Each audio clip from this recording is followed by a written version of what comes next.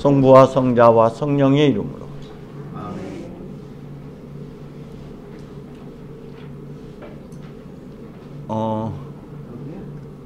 오늘은 연중일주일, 연중이 시작되는 첫 번째 주일인데 우리 성공회에서는 예전 전통에는 공연 후 일주가 됩니다. 그래서 공연의 연속 선상이고요. 이것은 2월 2일 오주 봉헌일까지 성탄 혹은 공연 기간이 지속되는 것이 성공회가 갖고 있는 전례 내용입니다. 우리는 지난주에 공연주일 예수께서 왕이시라는 것을 우리에게 드러내셨다면 오늘은 하나님의 사랑하는 그가 하나님의 사랑하는 아들이다가 그 중심 주제가 됩니다. 그래서 오늘 주님의 세례를 우리가 기념하게 되는데요. 주님의 세례는 공생활의 시작점입니다. 주님의 세례는 순환의 세례로서 자기를 비워내는 비움의 연장, 낮춤의 출발점. 그래서 성탄이 하나님이심을 포기하고 인간의 몸을 입으시는 그 성탄과 마찬가지로 자신을 비워내는 것, 십자가로 향하는 순환의 여정의 그 첫 발걸음이 바로 세례인 것이죠. 세례 요한은 그에게 그렇게 말합니다. 세례 요한의 선포 속에는 나는 물로 세례를 베풀지만 그는 불과 성령으로 세례를 베푸실 분이다 라고 선포했던 그분이 지금 주님의 세례 요한에게로 다가옵니다. 마테오 복음에서는 내가 선생님께 세례를 받아야 할 터인데 어찌 나에게 세례를 베풀라 하십니까? 라고 말하죠. 그러자 주님이 내가 하자는 대로 해야지 하나님의 뜻이 이루어진다 라고 말씀하십니다. 그리고 그 말씀에 따라서 세례를 베풉니다. 세례는 물에 잠겨지는 것이죠. 물에 잠겨진다는 것은 무덤의 자리로 들어간다는 것의 의미고 십자가의 죽음의 자리에 들어간다는 의미죠. 과거 노아의 홍수 때에 그 물은 모두를 끌어안고 죽음의 세계로 심판의 물로서 그 작용을 했습니다. 예수님께서 물로 들어가신다라고 하는 것은 여러분 주보에도 나와 있듯이 그 세례의 물은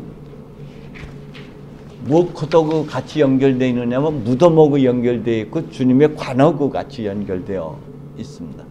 그래서 주님이 물속으로 들어가는 것은 무덤으로 들어가는 것이고 죽음의 세계로 들어가는 것. 그래서 나 없음 그가 철저히 자신을 비워내는. 그래서 주님의 세례는 무엇하고 연결되어 있다? 십자가하고 같이 연결되어 있습니다. 그래서 주님이 자신을 비워내서 물속으로 들어가심으로 그 물은 무엇이 됩니까? 죽음을 삼키는 그 물이 이제는 생명의 원천수가 되는 것이죠.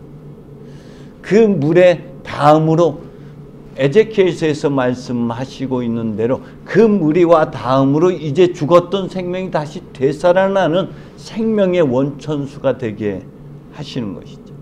그래서 그 물로 물속으로 들어가 있으면 한처음 창세기 1장에서 말씀하고 있는 하나님의 자궁 안으로 들어가는 것, 그게 하나님의 무덤이고 그것이 죽음의 자리인 것이죠. 그 죽음은 끝이 아니라 또 다른 시작의 자리이기 때문에 그렇습니다.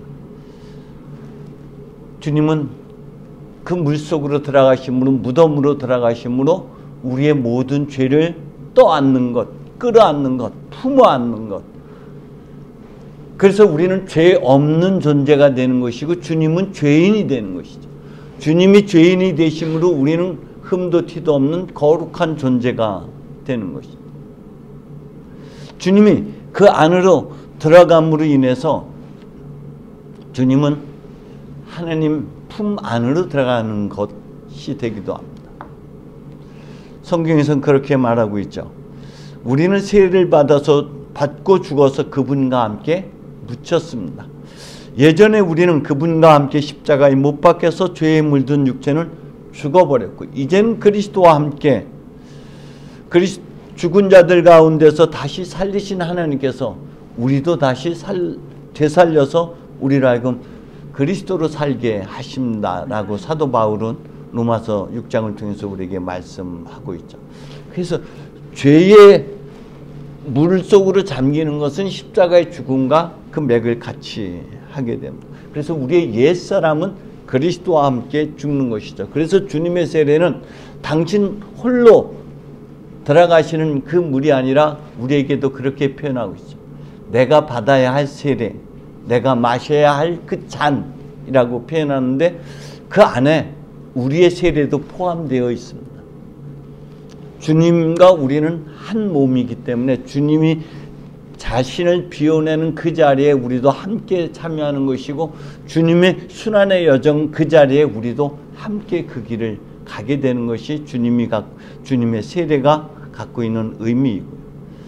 성탄 때에 하나님께서 자신의 전부를 포기하셨던 것처럼, 이것을 사도 바울은 빌립보서를 통해서 하나님이심을 포기하고 인간이 되셨을 때, 아니 그것마저도 내려놓고 십자가에 죽으셨을 때 하나님께서 그를 가장 높은 자리로 높이셨다라고 표현하고 있습니다.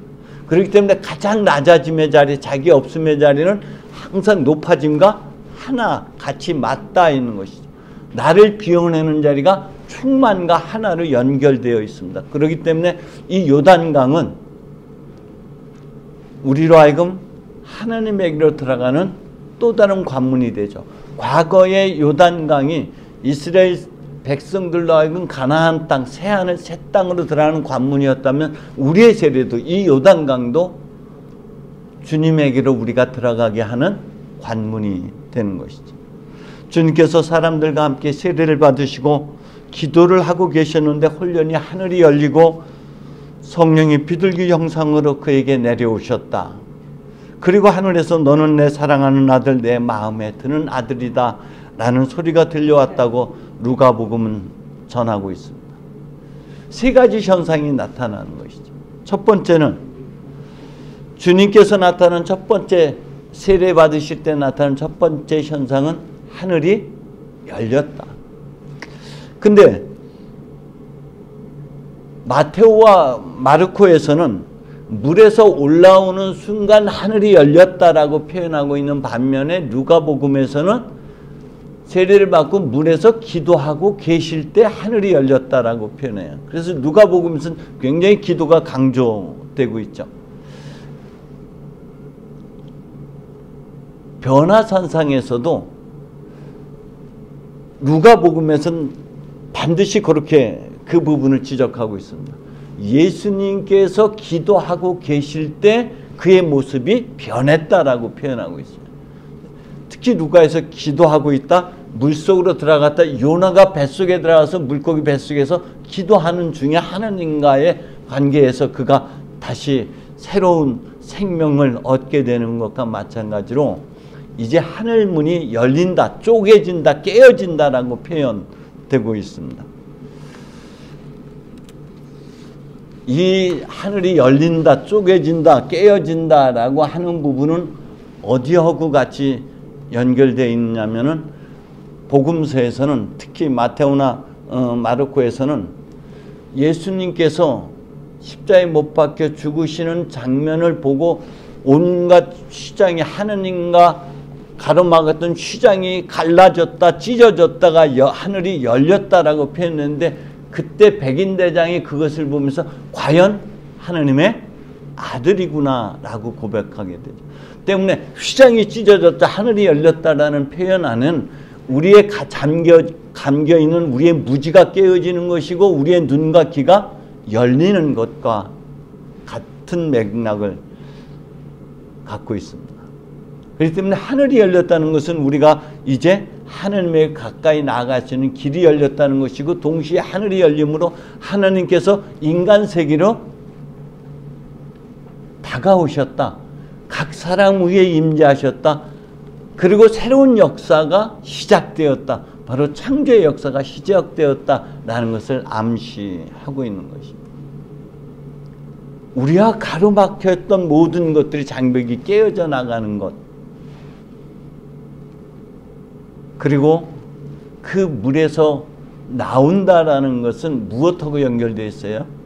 창세기 1장에서 하나님께서 빛이 생겨라 하며 빛이 생겨났던 것처럼 무덤을 향해서 나자로야 나오너라 했더니 나자로가 나왔던 것처럼 이제 예수께서 물에서 올라오시고 하늘에 쪼개지고 하는 이 장면을 새로운 부활, 새로운 생명이 불어넣어지는 것, 새로운 창조와 맞붙어 있는 것이죠. 두 번째 현상은 비둘기 형상으로 성령이 내려오셨다는 것이에요. 마테오와 마르코에서는 당신에게는 내려오는 것을 보셨다, 보였다라고 표현하고 있습니다. 이는 창세기 2장에서 하나님께서 진흙으로 사람을 빚어 만드시고 그 코에 생기를 불어넣으시니 사람이 되었다 하는 말씀과 그 맥을 같이 하고 있습니다. 동시에 부활하신 예수께서 제자들에게 숨을 내쉬시며 성령을 받아라 하였던 장면과 같이 그 하나를 이루고 있는 장면입니다. 이제 주님의 숨결이 우리에게 새롭게 불어넣어지심으로 우리는 신적 존재로 변화되는 것이죠. 근본 자체가 바뀌어지는, 한처음 본래의 면목, 하나님이 보시니 참 좋았다 했던 그 모습의 회복이 바로 성령이 임하시는 사건입니다. 하나님의 숨결이, 하나님의 영이 우리에게 불어넣어지심으로 우리는 하나님과 일치된 존재, 신적 존재가 된다라는 것이죠. 그런데 앞서 말씀드렸던 대로 주님의 세례는 순환의 세례입니다. 순환의 여정인 것이죠. 오늘 1독서에서 주님이 우리를 사랑하시는 것은 우리가 의롭고 거룩하기 때문이 아니라 여전히 죄인이었을 때에도 십자가에서 주님은 자신을 못 박는 그 사람들 위해서도 기도하고 하나님 저들을 용서해 달라고 기도하셨던 그 모습대로 하나님은 여전히 우리가 죄인이었을 때 그때도 우리에게 너는 내 눈에 넣어도 아프지 않을 내 사랑 나의 귀염둥이라고 하는 것이죠.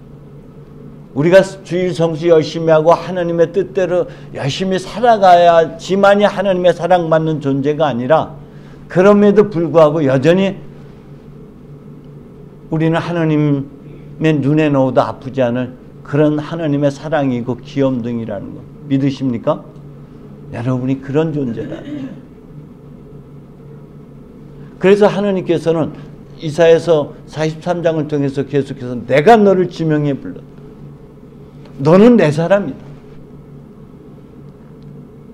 창조된 야곱에서 이제 빚어진 이스라엘이 되는 여정을 이사야서는 말하고 있는데 물속에서 불속에서 구원받은 존재, 시련과 고통, 좌절과 절망의 자리에서 하나님께서 우리를 다시금 건져 주신 그 은혜, 그리고 우리로 하여금 내 영광을 빛내려고 창조한 내 백성, 내 것이다, 내 새끼다라고 표현하고 있는 것이죠.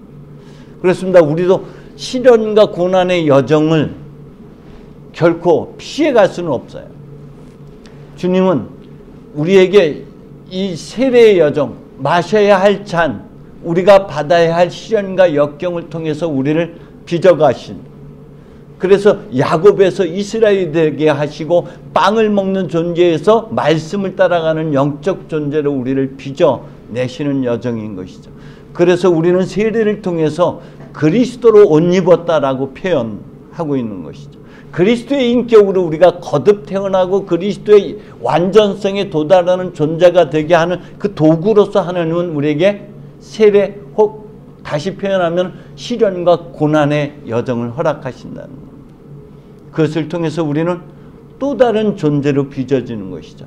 하나님의 신적인 존재, 하나님의 영광이 가득한 존재로 우리는 다시금 주님의 세례 안에서 우리의 시련과 역경과 고난을 통해서 빚어진다는 것입니다. 여전히 마지막 나타나는 현상, 세 번째 현상은 하늘로부터 들려오는 소리였죠. 너는 내 사랑하는 아들, 내가 기뻐하는 자다. 하나님께서 보시니 참 좋았다 했던 그 탄성의 소리인 것이죠. 너야말로 나의 귀염둥이, 나의 사랑이라. 눈에 넣어도 아프지 않을 내 사랑, 나의 귀염둥이가 바로 너다. 예수님이 하나님의 아들로 다시금 감춰진 것이 드러났던 것처럼 우리도 하나님의 아들이고 하나님의 딸이라는 신분을 되찾는 것이 세례의 여정인 것이죠. 때문에 우리 앞에 지금 내딛는 그 첫걸음은 백척간두 진일보입니다. 또다시 시련과 고난의 자리로 한 걸음을 내딛는 것, 주님이 십자가를 향해서 한 걸음 내딛는 것이 세례인 것처럼 우리도 다시 이 세례를 다시 상기해 볼 때 그 첫걸음이 순환해로 내딛는 발걸음이에요. 그것을 통해서만 우리가 빚어지는 거예요. 왜 하나님은 나에게 이런 시련과 고난을 주느냐? 하나님 날 사랑하시지 않는 거다. 하나님이 나를 잊은 것이다 라고 원망하는 이스라엘에게 너는 내 손바닥에 있는 나의 눈동자와 같은 존재라고 표현하고 있는 것이죠. 하나님은 결코 우리를 잊지 않습니다. 징벌이 아니라 하나님께서 우리를 빚으시는 은혜의 손길, 그 은혜로 말미암아 우리는 다시금 한처음의 영광, 하나님 보시니 참 좋았다 했던 그가 그렇게 기가 막힌 자리로 회복되는 것이 주님이 우리에게 안내하는 순환의 여정입니다. 이제 저와 여러분이 함께 이 순환의 여정의 첫 발을 또다시 내딛는 거예요. 그런데 이 순환의 여정 안에는 뭐가 있어요? 하나님의 빚음의 손길이 있고 은혜가 있고 영광이 그 안에 숨겨져 있고 기쁨이 그 안에 숨겨져 있다는 사실을 우리가 기억하면서 여러분 우리에게 닥쳐진 여러 가지 어려운 일들, 시련과 고난의 자리에서 거기 계신 하나님을 볼 수 있는 그런 저와 여러분이 되었으면 얼마나 좋을까요? 아무리 시련이 닥쳐도 그 안에는 하나님의 은혜가 있고 그 한 중심에 하나님이 계십니다. 성부와 성자와 성령의 이름으로 아멘.